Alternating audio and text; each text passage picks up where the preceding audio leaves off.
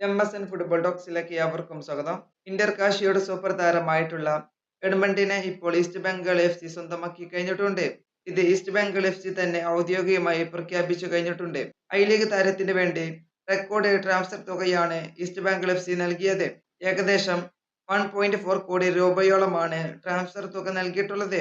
നേരത്തെ ഈ താരത്തിന് വേണ്ടി കേരള ബ്ലാസ്റ്റേഴ്സും രംഗത്ത് ഉണ്ടായിരുന്നു. 26-കാരനായ എഡ്മണ്ട് മിസോറം സ്വദേശിയാണ്. എഡ്മണ്ട് 3 വർഷത്തെ കരാറിലാണ് ഒപ്പുവെച്ചത്. ഈസ്റ്റ് ബംഗാളിൽ ആവശ്യമെങ്കിൽ 1 വർഷത്തേക്ക് കൂടിയും കരാർ നീട്ടാനുള്ള വ്യവസ്ഥയുണ്ട്. ഈസ്റ്റ് ബംഗാളിലേക്കുള്ള വരവ് അദ്ദേഹത്തിന്റെ കരിയറിലെ ഒരു പ്രധാന നാഴികക്കല്ലാണ്.